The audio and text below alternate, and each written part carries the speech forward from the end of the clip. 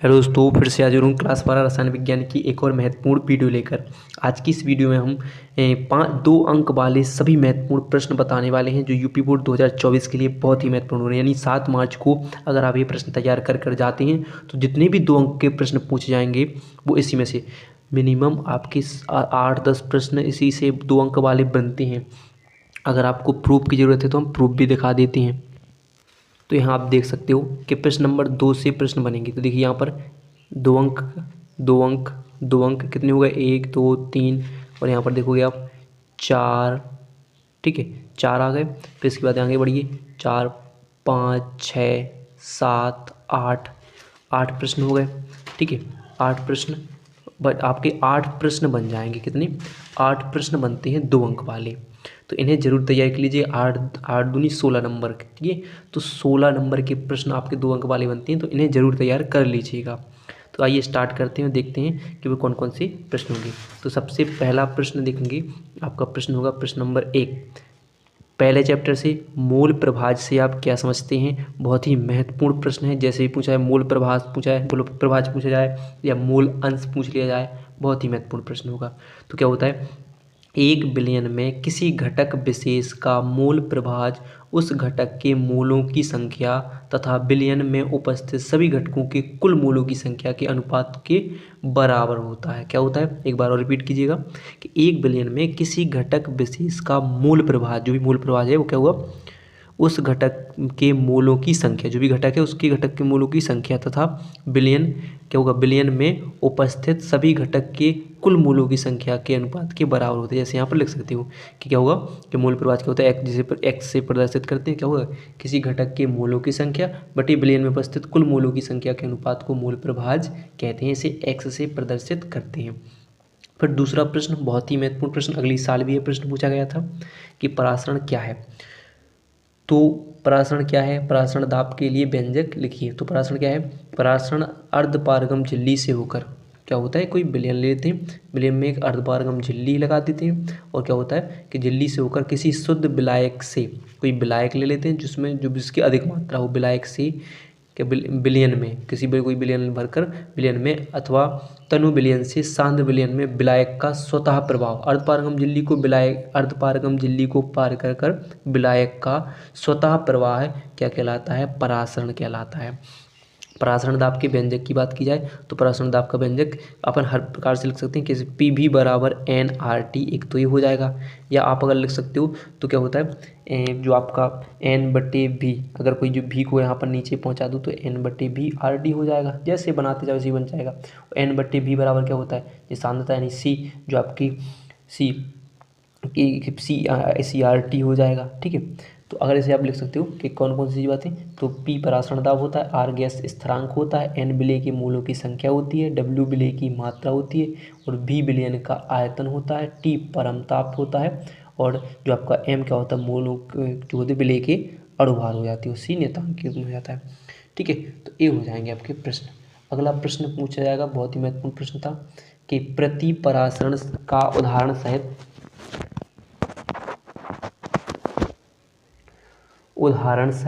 इस अर्थ स्पष्ट कीजिए। तो आंसर था, यदि परासरण दाब से अधिक दाब विलयन पर लगाया जाता है, किससे, परासरण दाब से अधिक दाब विलयन पर लगाया जाता है तो विलायक के अणु विलयन से यानी अधिक सांद्रता से शुद्ध विलायक यानी कम असांद्रता की ओर प्रवाहित होने लगते हैं। क्योंकि यह प्रक्रिया परासरण की क्रिया के विपरीत दिशा में होती है, इसलिए यह क्रिया व्युत्क्रम परासरण एक है कहलाती है। इस प्रक्रम का प्रयोग समुद्री जल प्राप्त करने के लिए तथा घरों में शुद्ध पेयजल प्राप्त करने के लिए किया जाता है। यानी परासरण क्या था कि कम सांद्रता वाले विलयन से अधिक सांद्रता वाले विलयन की ओर प्रभावित होना, उसका उल्टा कर देना है कि अधिक सांद्रता वाले विलयन से कम सांद्रता वाले विलयन की ओर जो क्या होगा, शुद्ध विलायक का प्रभाव होना का कहलाता है प्रति परासरण कहलाता है। किसके लिए उपयोग किया जाता है, तो समुद्री जल प्राप्त करने के लिए, घरों में शुद्ध पेयजल प्राप्त करने के लिए इसका उपयोग किया जाता है। फिर अगला प्रश्न पूछा गया था, अगली साल भी ये प्रश्न आया था, कोलराउस के नियम पर संचित टिप्पणी, इसके अनुप्रयोग के लिए 2 अंक में पूछा जाएगा तो केवल इसका नियम पूछा जाएगा, और अगर 3 अंक में पूछा जाएगा तो इसका अनुप्रयोग भी पूछा जाएगा साथ में।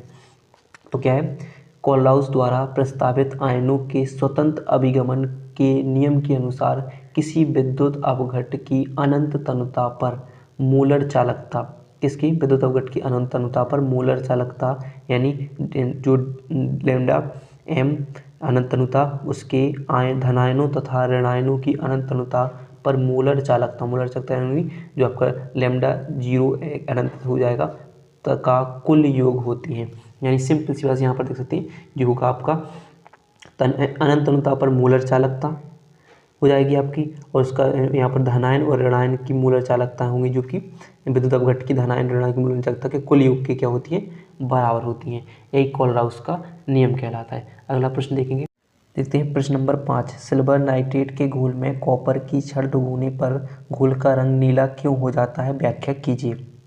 तो आंसर हो जाएगा, सिल्वर नाइट्रेट के घोल में कॉपर की छड़ डुबोने पर यह धातु सिल्वर नाइट्रेट विलयन में से सिल्वर को विस्थापित कर देती है, और कॉपर नाइट्रेट विलयन में कॉपर आयन 2+ यू यानी Cu+2 हो जाता तथा नाइट्रेट आयन में क्या होते हैं, जो आपके NO2 माइनस आयन होते हैं, और आयन Cu+2 बनने के कारण विलयन का रंग कैसा हो जाता है, नीला हो जाता है। किसके कारण, Cu+2 आयन बनने के कारण विलयन का रंग नीला हो जाता है। यानी सिंपल सी बात कैसी, इस सिल्वर नाइट्रेट के विलयन में यानी AgNO3 के विलयन में क्या करें, कॉपर की छड़ यानी Cu को डालने पर क्या हो जाएगा, CuNO3 का होल ट्वाइस हो जाएगा, प्लस Ag को क्या कर देंगे, विस्थापित हो जाएंगे, और Cu+2 आयन के कारण यानी यहाँ पर देखते हैं कितने आयन हैं, 2 आयन, तो 2 आयन के कारण कॉपर का रंग क्या हो जाएगा, कैसा विलयन का रंग कैसा हो जाता है, नीला हो जाता है। अगला देखिए प्रश्न नंबर 6। नेरिस्ट के इलेक्ट्रॉन विभव का समीकरण लिखिए और उसमें दिए गए संकेतों को स्पष्ट कीजिए। तो नेरिस्ट समीकरण क्या होगा, तो नेरिस्ट समीकरण इलेक्ट्रोड विभव तथा विलयन के सांद्रण के मध्य संबंध को दर्शाने वाली समीकरण नेरिस्ट समीकरण कहलाती है। जर्मन भौतिकी वैज्ञानिक नेरिस्ट के आधार पर किसी ताप T पर धातु इलेक्ट्रोड के विभव यानी E मानव इलेक्ट्रोड विभव E0 E0 और विलयन में धातु आयनों की सांद्रता Mn+ में निम्नलिखित संबंध होता है, यानी E बराबर E0 माइनस 2.303 RT/NF log 10 1/, कोई भी जो अभिकारक की सांद्रता हुई यानी M जबकि आयनों की सांद्रता होगी वो लिख सकते हैं यहाँ पर। तो R क्या होगा आपका, यहाँ पर गैस नियतांक होगा, F फैराडे नियतांक होगा, और N प्रयुक्त इलेक्ट्रॉनों की संख्या होगी, और T परमताप, और M+ आयन क्या होगा, विलयन में धातु की सक्रियता हो जाएगी। ठीक है, जाएंगे फिर लिखेंगे प्रश्न नंबर 7, जो कि है विद्युत रासायनिक श्रेणी के 2 अनुप्रयोग लिखिए। बहुत ही महत्वपूर्ण प्रश्न होगा, विद्युत रासायनिक श्रेणी को भी आप तैयार कर लीजिएगा। क्या था, विद्युत रासायनिक श्रेणी में उच्च विभव यानी उच्च विद्युत धनात्मक तत्व निम्न विद्युत धनात्मक तत्वों को उनके लवणों के विलयनों से विस्थापित कर देते हैं। जैसे अभी हमने सिल्वर नाइट्रेट और हमने पढ़ा भी सिल्वर नाइट्रेट और कॉपर में, तो ऐसे अधिक, जैसे यहाँ पर देखिए कि जिंक कॉपर सल्फेट के विलयन को विस्थापित करेगा, यानी क्या करेगा, जो Zn होगा प्लस CuSO4 का विलयन है, ये क्या करेगा, Zn अधिक क्रियाशील है यानी अधिक धन विद्युत तत्व है, तो इससे क्या करेगा, इसको विस्थापित यानी क्या करेगा, ZnSO4 बना लेगा और Cu को विस्थापित कर देगा। ठीक है, फिर देखिए विद्युत रासायनिक श्रेणी में आयरन से नीचे स्थित धातुओं के ऑक्साइडों का हाइड्रोजन द्वारा क्या हो जाता है, अपचयन हो जाता है, इसके 2 गुण हो जाएंगे। फिर प्रश्न नंबर 10 है, संक्रमण तत्व क्या है। तो वे तत्व जिनमें इलेक्ट्रॉन उपांतिक ऊर्जा स्तरों के डी कक्षक में भरे जाते हैं क्या कहलाते हैं, डी ब्लॉक के तत्व कहलाते हैं। ये तत्व एस तथा पी ब्लॉक के मध्य स्थित होते हैं, इसलिए इन्हें संक्रमण तत्व भी कहते हैं। किसके कारण, एस व पी ब्लॉक के मध्य स्थित होने के कारण इन्हें संक्रमण तत्व कहते हैं। वे तत्व जिनके आखिरी उपकोष में डी कक्षक भरा जाए उन्हें डी ब्लॉक के तत्व को ही संक्रमण तत्व कहते हैं। सारणी में आप देखोगे कि एस और फिर यहाँ पर होता है डी और यहाँ पर होता है पी, तो यहाँ पर क्या होते हैं, डी ब्लॉक के तत्व, यहाँ पर एस और यहाँ पर पी, तो एस और पी के मध्य स्थित होने के कारण इन्हें संक्रमण तत्व कहते हैं। चलिए अगला प्रश्न देखते हैं, नंबर 8 देखते हैं। इससे पहले हम 10 भी देख चुके हैं, वो गलत नंबर हो गया था, लेकिन अब प्रश्न नंबर 8 देखिए। तो इससे शून्य कोटि की अभिक्रिया को उदाहरण द्वारा समझाइए। तो वह अभिक्रिया जिसकी दर अभिकार की सांद्रता पर निर्भर नहीं करती है शून्य कोटि की अभिक्रिया कहलाती है। उदाहरण की बात करिए तो N2 यानी 2NO2 अभिक्रिया AU सोना यानी 2N2 प्लस O2 क्या करते हैं, कोई वही अभिक्रिया जिसकी दर अभिकारकों की सांद्रता पर निर्भर नहीं करती है, शून्य कोटि की अभिक्रिया कहलाती है। और एक और महत्वपूर्ण प्रश्न हो जाएगा, प्रश्न नंबर 9 क्या हो जाएगा, आभासी छद्म एकाणुक अभिक्रिया को उदाहरण देते हुए समझाइए।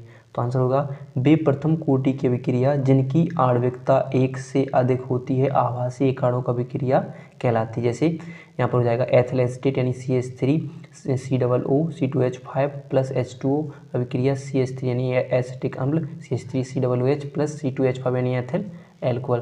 तो ऐसी अभिक्रिया जिनकी कितनी हुई, आणविकता 1 से अधिक होती है, ठीक है, तो क्या कहलाती है, आभासी एकाणुक अभिक्रिया कहलाती है।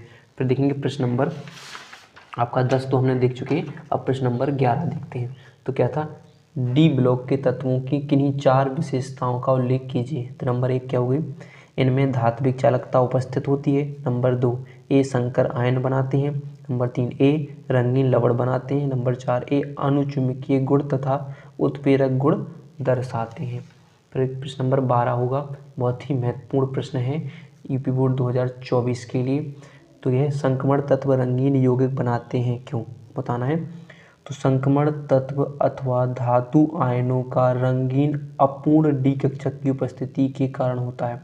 क्या होता है, जो भी रंग होता है आयनों का रंग किसके कारण होता है, अपूर्ण डी कक्षक की उपस्थिति के कारण होता है। अपूर्ण डी कक्षकों की में उपस्थित अयुग्मित इलेक्ट्रॉन दृश्य क्षेत्र से प्रकाश का अपशोषण करके निम्न ऊर्जा वाले डी कक्षक से उच्च ऊर्जा वाले डी कक्षक में चले जाते हैं। जैसे मान लीजिए किसी भी तत्व का अपन इलेक्ट्रॉनिक विन्यास यानी कक्षक भर रहे हैं, sp-df कक्षक भरे आपने, और डी कक्षक में जो अयुग्मित इलेक्ट्रॉन यानी जिसका जुड़ा ना बना हो, उसी के कारण क्या होता है, तत्व के संक्रमण तत्व कैसे होते हैं, रंगीन आयन दर्शाते हैं। वो भी क्या करते हैं, प्रकाश का अपशोषण करके उसे निम्न ऊर्जा वाले डी कक्षक से उच्च ऊर्जा वाले डी कक्षक में चले जाते हैं। और प्रेक्षित रंग अपशोषित प्रकाश पूरक रंग होता है। और डी से यानी D1 से D9 तक विन्यास वाले तत्व या आयन रंगीन होते हैं, जबकि D0 से D10 तक के विन्यास ये इलेक्ट्रॉनिक दशा रहे वाले विन्यास वाले तत्व आयन रंगहीन होते हैं। ठीक है जी, तो क्या होते हैं, रंगहीन होते हैं। तो 0 और 10 वाले तत्व कैसे होते हैं, अथवा क्या होते हैं, बाकी के 1 से 9 तक कितने होते हैं, रंगीन होते हैं। बाकी 0 और 10 वाला क्या होता है, रंगहीन होता है। अगला प्रश्न है प्रश्न नंबर 13, लेंथेनाइट संकुचन क्या है, का इसका कारण स्पष्ट कीजिए। तो आंसर होगा नाभिकीय आवेश बढ़ने के कारण La से Lu तक परमाणविक तथा आयनिक त्रिज्या में कमी आती है। यह लक्षण लेंथेनाइट संकुचन कहलाता है। यह संकुचन F इलेक्ट्रॉन के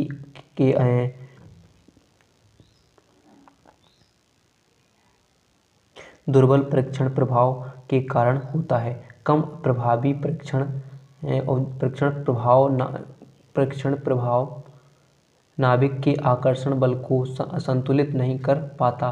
परिणामस्वरूप नाभिकीय आकर्षण अधिक रहता है और अतः इन तत्वों के आकार में कमी आ जाती है।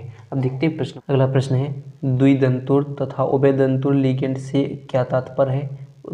तो बहुत ही महत्वपूर्ण प्रश्न होगा ये भी 2024 के लिए। तो द्विदंतुर लिगेंड क्या होते हैं, बी लिगेंड जिनके पास 2 दाता परमाणु होते हैं। ये 2 इलेक्ट्रॉन युग्म धातु आयन को प्रदान करते हैं, जैसे एथिलीन डाई एमीन और ऑक्जेलेट आयन। ये क्या होते हैं, जो क्या करते हैं कि 2 इलेक्ट्रॉन युग्म धातु आयनों को प्रदान करते हैं, वे क्या कहलाते हैं, द्विदंतुर लिगेंड कहलाते हैं। उभयदंतुर की बात की जाए तो बे लिगेंड जिनमें 2 दाता परमाणु होते हैं लेकिन संकुल बनाते समय केवल 1 परमाणु का ही उपयोग करते हैं, उभयदंतुर लिगेंड कहलाते हैं। जैसे NO2- ion, nitro CN- ion यानी साइनो आयन होते हैं, सब क्या कहलाते हैं, उभयदंतुर लिगेंड कहलाते हैं।